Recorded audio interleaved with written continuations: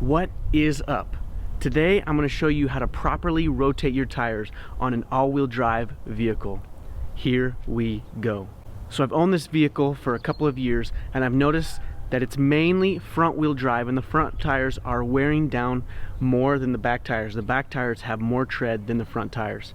It's not a whole lot and there's still plenty of life left on my Michelin tires. But I do need to rotate my tires so that my tires will last long and I have the proper tread and they all wear the same, or else my front tires are going to wear out and my back tires are going to have lots of tread, and nobody wants that. So today I'm going to do a technique that's called rearward cross. Let me explain it real quick. I'm going to take my back tires and I'm going to move them directly to the front. So the left back is going to go on the left front, right back is going to go on the right front.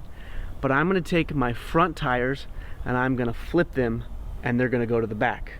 So my back tires are going to go to the front and the front tires are going to cross and go to the back. Now if you don't have a jack and a jack stand, you're going to need that.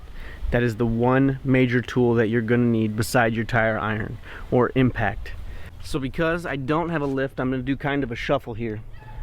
So I'm going to take the front tires and I'm going to put them to the back. I'm going to get both front tires in the back, front and back switched. And then I'm going to switch the back tires because they need to go across.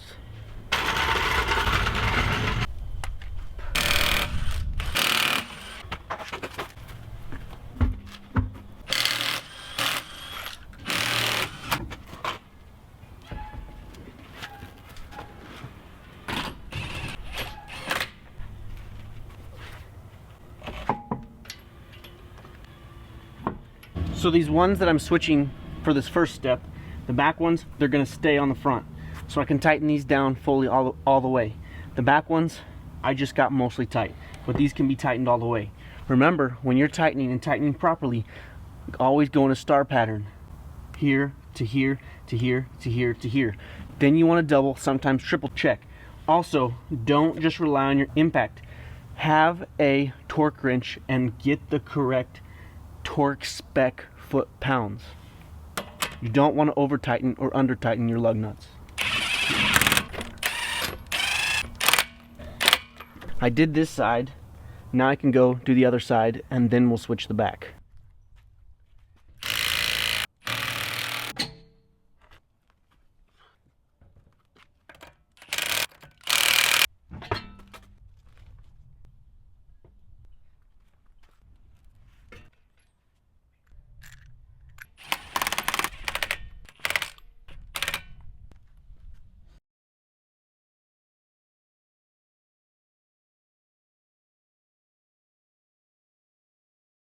Okay, the last thing to do is to torque down the lug nuts. Now for my 2010 Toyota Highlander, the torque spec is 76 foot-pounds. So I have my wrench set on 76 foot-pounds and I gotta tighten them. Still tighten them in the star pattern and go over them multiple times. It's going to click and it's not gonna let you over tighten them. So go over them multiple times.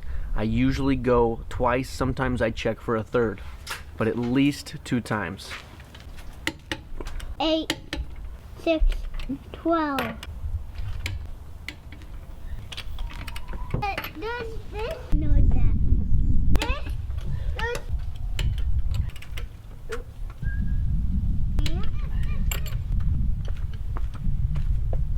Full disclosure, this project was harder than it should have been. First thing I did wrong was I should have had 4 jack stands. Don't attempt this without 4 jack stands at home by yourself. You should not put the car on any cinder blocks.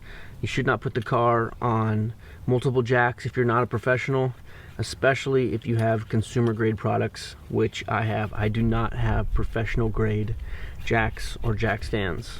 Do not forget to put the parking brake on. Make sure that your car or your vehicle is on a level surface every time you jack it up. You will learn from your experiences if your vehicle is not on a level surface when you lift it up off the ground. The next thing I need to do is I need to test drive.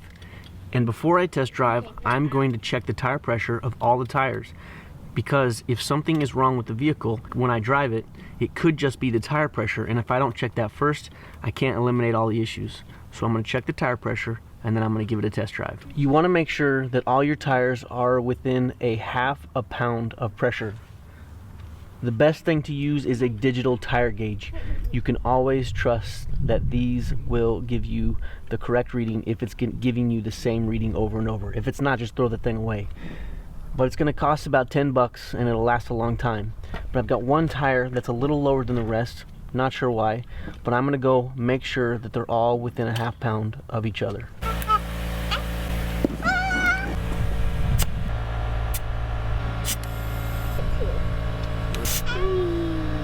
Go around.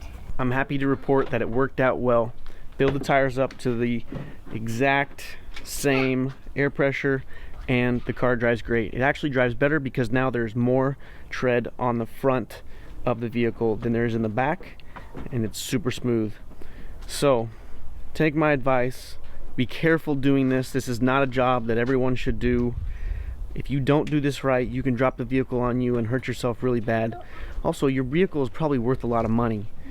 Don't do this if you really don't believe you can do this. If I ever do this again, I'm going to get a second pair of jack stands. So take my advice, be careful. But if you want to do this, you can do this. Thank you for watching. Subscribe for more videos just like this or more videos similar to this. I work on my house, I work on my car, and all around. I'm here to encourage you that you can fix things, you can build things, and you can make things yourself. This channel is all about building, fixing, and how to. Thanks for watching.